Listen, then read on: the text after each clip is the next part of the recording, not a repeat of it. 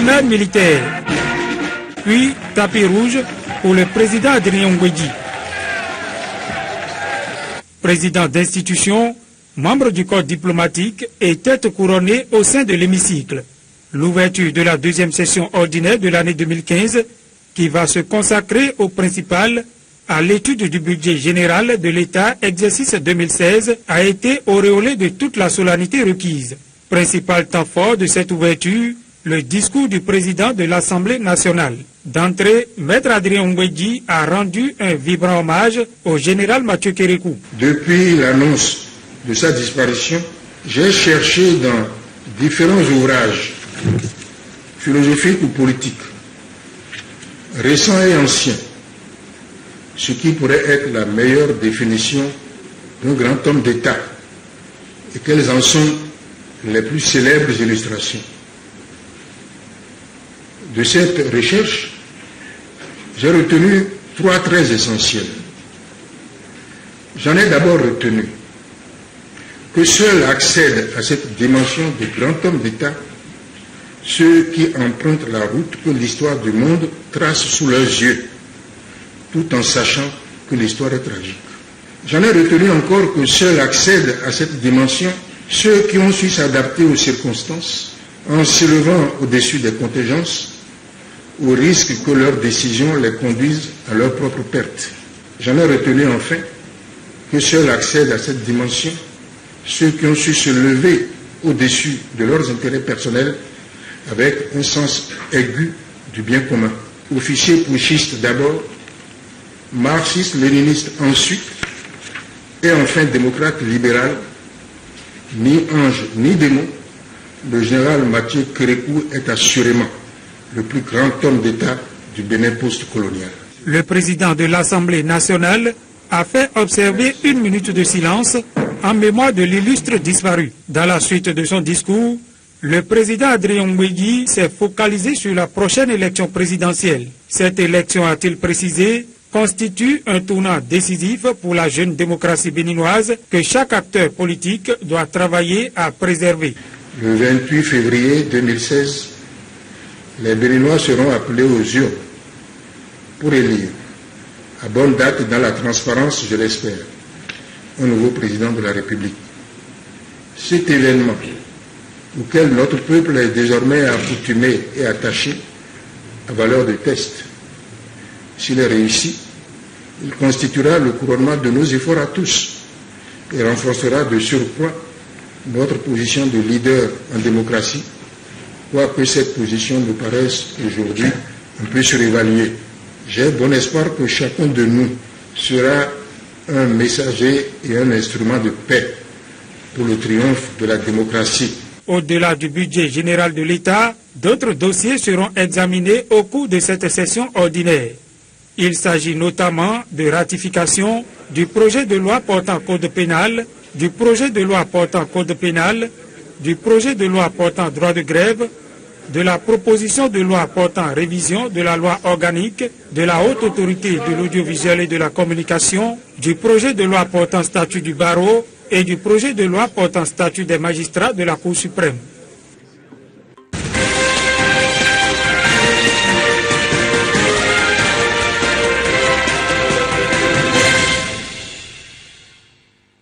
Je crois qu'en tant que parlementaire, c'est quand même un discours clair et limpide, un discours qui tient compte de la réalité socio-politique et un discours d'un homme d'État qui un discours d'humilité, un discours de l'unité nationale, parce que, vous savez,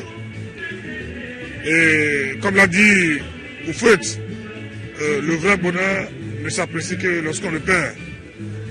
Et pour ceux qui connaissent l'histoire politique de Maître Adrien Ngouegui, je pense qu'il vient de démontrer les âmes de l'honnêteté intellectuelle en reconnaissant les mérites d'un grand homme d'État, d'un panafricaniste comme le président Mathieu Kérékou. Et si vous connaissez l'histoire de l'homme par rapport au président Kérékou. Je crois que le président Oubouyi vient de démontrer qu'il faut reconnaître les mérites des grands hommes. Et je crois que c'est ce qu'il a fait et c'est ce qui m'a beaucoup plu dans son discours. Aussi, le président s'est préoccupé de l'organisation des élections présidentielles et a exprimé sa volonté de voir ces élections bien se passer afin de couronner toujours le rôle de pays de paix, de label démocratique de notre pays. Je pense que c'est un discours qui appelle à une grande sensibilisation de tous les démocrates et de tous les Béninois pour que nous puissions bâtir notre pays. Le président de l'Assemblée nationale a fait un discours, je dirais un très bon discours, parce que dans ce discours, il a reconnu les mérites du général Mathieu Kérékou qu'il a nommé, je dirais, grand homme d'État d'après la colonisation, c'est-à-dire de la période post-coloniale. Et je dirais, il a abordé aussi un peu la situation politique et il nous a exhortés en fait à prendre nos responsabilités et à jouer correctement notre rôle pour que les élections présidentielles de 2016 se passent dans de bonnes conditions et qu'on puisse avoir l'investiture du président le 6 avril prochain. Je crois que c'est un très bon discours, j'ai vraiment apprécié. Le discours du président de l'Assemblée nationale a été vraiment un discours très précis et qui a pris en compte l'ensemble des préoccupations, qui a fait le point depuis donc notre installation à ce jour et qui surtout a rappelé le deuil qui nous frappe et qui mérite vraiment d'être souligné. Et il a en effet précisé que le général Mathieu Kérékou est vraiment un homme d'État.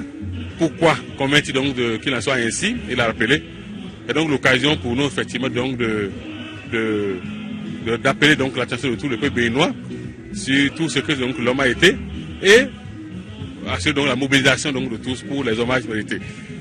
Dans son discours, il est revenu sur le défi qui nous attend, le défi de 2016. Et par rapport à ça, il a peut-être fustigé un peu la campagne précoce que les gens ont commencé et a souhaité que nous ayons ce grand esprit pour que ces élections se passent dans la paix, la concorde, pour grandir notre pays en termes de démocratie, pour grandir notre pays en termes de paix, de stabilité et de développement économique.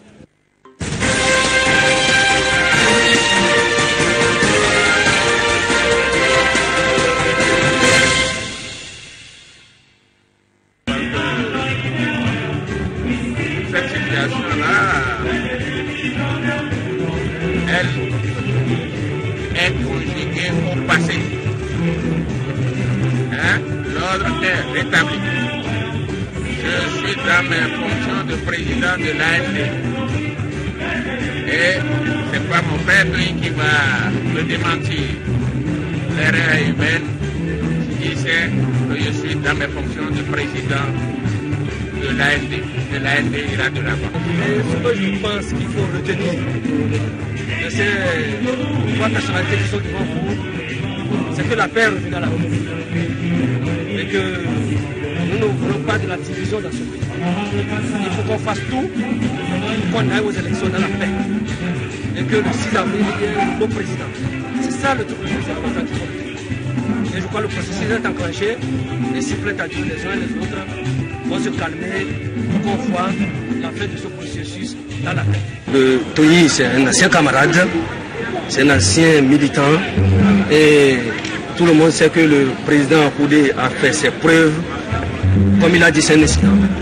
Il faut le conjuguer au passé. Je crois que tout le monde est maintenant prêt pour aller de l'avant. C'est ce qu'il faut retenir et c'est ce qui est plus important. Ce qui s'est passé, effectivement, c'est un malentendu. Je crois que la pas nécessairement aller dans le même sens, mais maintenant faire élire le président, ça aidera. Nous sommes des fois d'abord, ça c'est avant d'être ensemble pour aider. Nous sommes obligés d'être ensemble. C'est une obligation, on n'a pas de séparation. Donc le d'être fonctionne là, ça arrive. Là nous allons, c'est la peine, nous allons le voir maintenant pour voir, c'est tout, et comprendre et vivre à aider.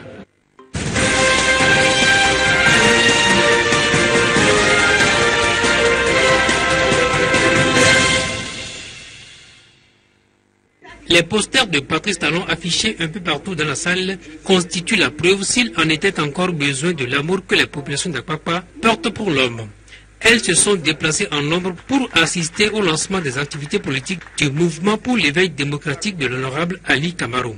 En ces temps qui courent, notre mouvement a pour ambition de rassembler le plus grand nombre d'adhérents pour qu'ensemble déclencher le processus d'un changement positif dans la gouvernance politique dans notre pays.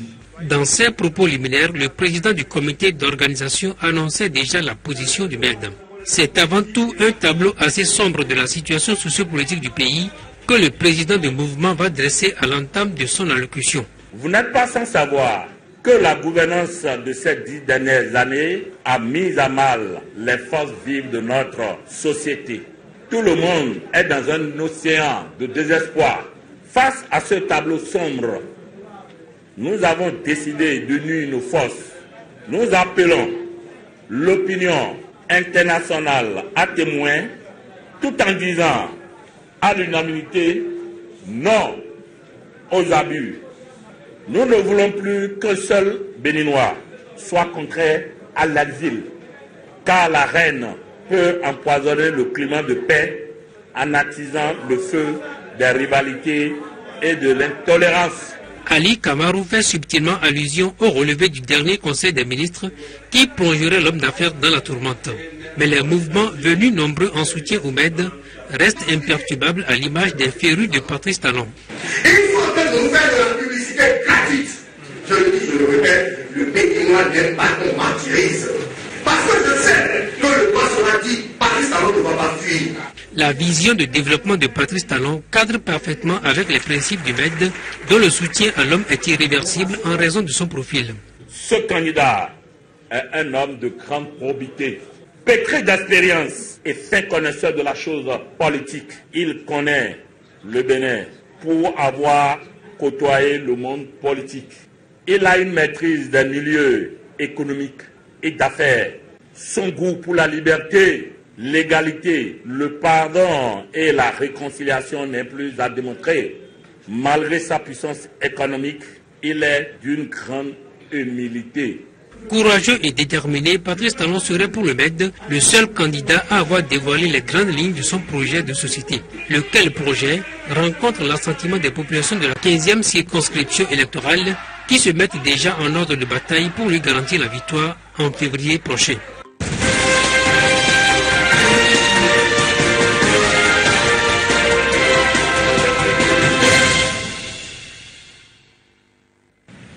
À l'instar de ma modeste personne, à qui tous ces jeunes ont fait l'honneur de porter leur message à Patrice Talon, les jeunes leaders des communes du Bénin ont été subitement crédités de millions et milliards imaginaires qu'ils auraient reçus en récompense de leur engagement politique. Comme si la proximité avec un homme donnait un accès direct et illimité à son compte bancaire, comme s'il n'était pas concevable que l'on choisisse son candidat sur la base de ses propres convictions et comme si s'engager à soutenir un candidat à l'élection présidentielle enlevait systématiquement à tout jeune leader béninois sa capacité à travailler pour gagner sa vie et vivre de ses propres moyens. D'autres encore ont été traités de transhumants, alors même qu'une analyse objective de leur parcours politique démontre clairement qu'hier comme aujourd'hui, leurs idéaux n'ont pas changé. Il suffit en effet de se remémorer tous les meetings, toutes les marches et toutes les sorties médiatiques des combattants que nous sommes pour se rendre à l'évidence que de la dénonciation des dérives du changement depuis 2008 au combat contre la révision opportuniste de la Constitution, nous avons refusé toute compromission, même au nom de la recherche du pouvoir, et sommes restés fidèles à nos convictions. Avec les camarades qui, depuis quelques mois, ont pris la décision courageuse de se regrouper en mouvements et associations pour être les ambassadeurs de Patrice Talon dans toutes les communes du Bénin et à l'étranger, nous avons décidé d'accomplir fièrement et dignement notre mission de bâtisseur du présent. C'est pour cela qu'en plus de notre mobilisation pour susciter la candidature de celui que nous avons identifié pour porter notre idéal, nous avons décidé de mobiliser des ressources financières pour accompagner notre projet. J'ai donc le plaisir de vous annoncer, mesdames et messieurs, que les ambassadeurs de Patrice Talon payeront la caution de participation de leurs candidats à l'élection présidentielle du 28 février 2016.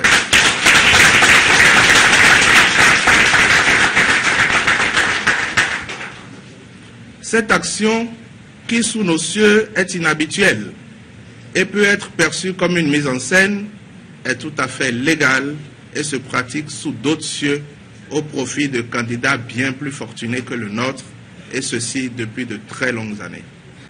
Pour le faire, effectivement, pour donner la preuve qu'effectivement vous avez contribué, ils sont venus à mon étude me solliciter pour que je vérifie à chaque fois que quelqu'un d'entre vous a effectivement déposé la mise, que son nom soit inscrit, que ses coordonnées soient inscrites sur un papier, un PV que nous établirons à la fin pour authentifier qu'effectivement tous ceux-là qui se disent ambassadeurs de Patrice Talon ont effectivement contribué et que nous pouvons les appeler pour s'assurer qu'effectivement ils ont payé, ils ont contribué à ce qu'ils déposent sa candidature. Donc à la fin de l'opération, mon cabinet a la charge de vous établir un PV mentionnant, établissant qu'effectivement tous ceux-là ont contribué au dépôt de sa candidature. Je vous remercie.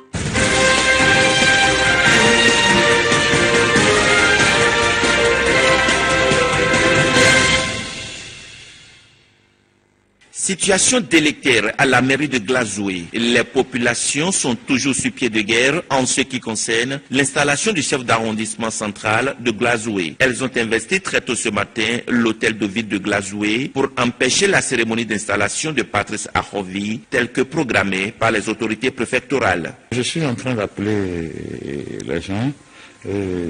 Moi-même, je vais partir là-bas tout à l'heure peut-être et aller les rencontrer. Au départ, j'avais un peu peur de tout ce qui se passe et je ne voudrais même pas sortir. Moi, j'ai déjà appelé des gens qui vont commencer par négocier avec eux. La police était en train de plumater et je vais envoyer des gens aussi pour rencontrer les manifestants et discuter avec eux pour voir ce qu'on peut faire ensemble tout à l'heure. Ils ne veulent pas qu'on installe le nouveau CIA dont on parle. C'est tout ce qu'ils veulent. Ils ont dit qu'ils veulent parler au maire et au préfet parce que ils ne comprennent pas ce qui se passe entre eux. Le maire et le préfet sont en complicité pour leur imposer un chef d'arrondissement qu'ils ne veulent pas. Il n'y a pas de situation qu'on ne peut pas gérer. C'est difficile, certes, mais on aura une solution, il n'y a rien à faire. Il n'y a pas de problème sans solution, mes frères. Nous sommes dans notre milieu, on doit s'entendre. Si les gens ne forcent pas les choses, tout ira bien et au mieux même. Est-ce que c'est le préfet qui vient saler le CIA? Juridiquement, je ne sais pas. C'est une question que moi j'ai posée. Le truc se fait par les unes. Mais c'est fait que sur du 9 conseillers, les gens, le type a trouvé 6 sur du 9. Est-ce que ça permet de l'installer? Nous ne sommes plus au temps de la République, où on impose ce qu'on veut à n'importe qui veut, même à ton enfant même, il faut quand même un petit respect. Actuellement, les forces de l'ordre et de sécurité ont assiégé la mairie de Glazoué afin d'empêcher les populations d'opérer des casses.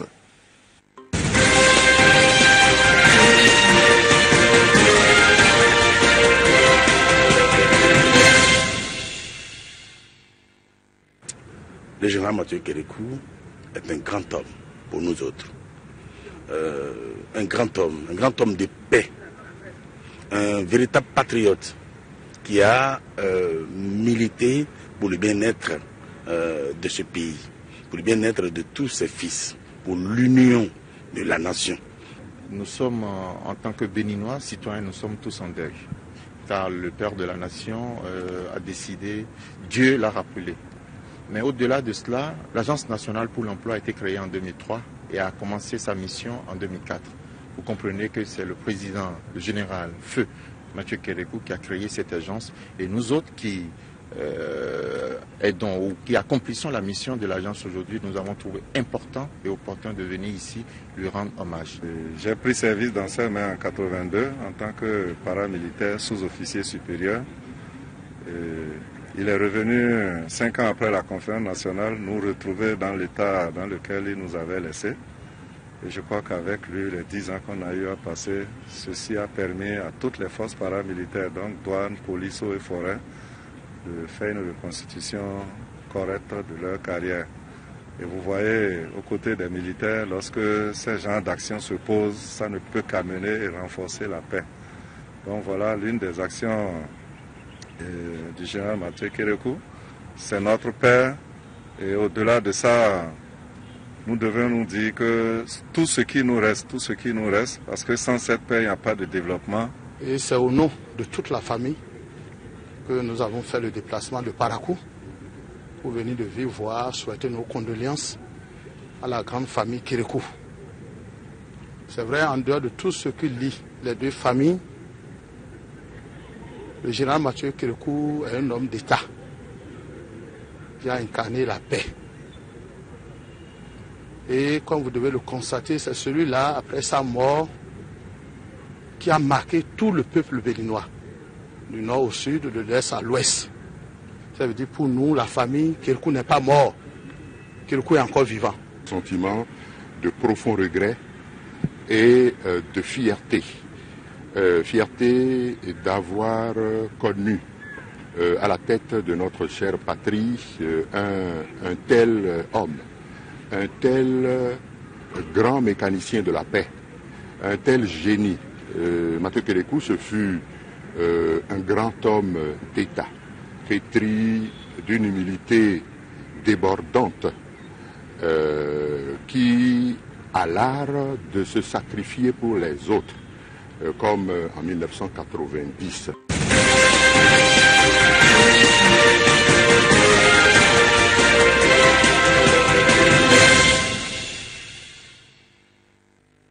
Derrière cette enseigne se décomptent des écoles doctorales. 8 au total, dont celle de la faculté de droit et des sciences politiques, se dressent implicitement à l'intérieur. Ici, seuls les étudiants candidats à la recherche par la recherche sont espérés et formés. Mais bien avant, il faut sortir des sentiers battus. Un centre de recherche est alors le bienvenu. Les centres de recherche sont des laboratoires pour les juristes, laboratoires au sein desquels sont formés et sont forgés à la recherche les aspirants à la carrière universitaire. Et sur ce cheminement universitaire, la récolte effective de doctorat à l'issue d'une thèse cultivée devient irréversible. Et la clef de voûte de grade universitaire de 3e cycle reste un master, l'équivalent du diplôme d'études approfondies. Et pour les subtilités et les abstractions du droit, 2 centres de recherche en prédisposent à travers 2 masters au niveau du campus universitaire d'Abomey-Calavi. Le cours se déroule ici à la faculté de droit et de sciences politiques. Donc ce sont des formations de l'université d'Abomey-Calavi. Les attestations sont d'ailleurs signées aussi bien par les autorités décanales que par les autorités rectorales. Le master en droit et institutions judiciaires, piloté par le centre de recherche d'études en droit du professeur agrégé Joseph Djobeno. Quant au master en droit international et organisation internationale, il est sous la coupole du centre de droit constitutionnel aux commandes du professeur Joël Aïvo. D'un côté, le droit privé est rendu opérationnel et de l'autre, le droit public. Il y a les séminaires pratiques. En termes de cours, nous avons le droit international général, il y a le droit international humanitaire, il y a le droit des organisations internationales, il y a le droit pénal international, mais il y a des séminaires pratiques sur les grands programmes développés par les organisations internationales. Donc il y a ces modules classiques qu'on retrouve dans un master, c'est-à-dire le cours magistral, mais également les différents séminaires.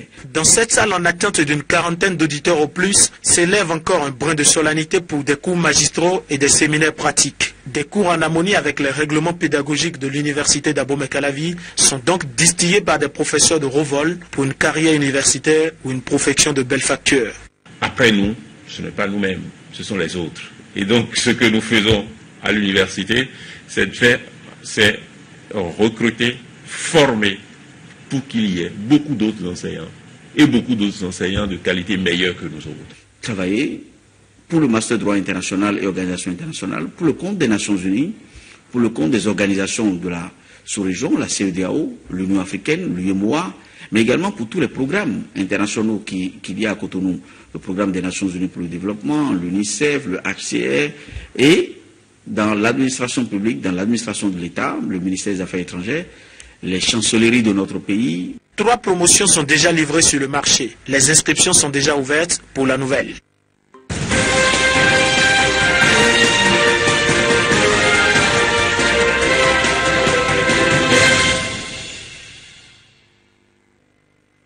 Elles sont considérées comme la bête noire des élèves et provoquent par conséquent le débordement d'effectifs dans les séries littéraires. Il s'agit des sciences mathématiques. La désaffection des élèves pour cette matière devient inquiétante et les responsables du complexe scolaire Le Faucon en font désormais une préoccupation. Une conférence grand public est organisée donc dans la cour de l'établissement pour démontrer aux élèves l'importance des mathématiques dans le vécu quotidien de l'être humain. J'ai eu à présenter des exemples pratiques du domaine d'application des mathématiques. L'exemple de la LEPI, qui est un exemple très palpable. J'ai montré aux apprenants comment les mathématiques interviennent à travers l'image d'empreinte digitale qui est récupérée. Je leur ai montré qu'il y a le processus de repérage d'un objet dans le plan qui intervient, la détermination de l'orientation d'un objet dans le plan intervient également pour pouvoir enregistrer la signature biométrique d'un individu concernant l'empreinte digitale.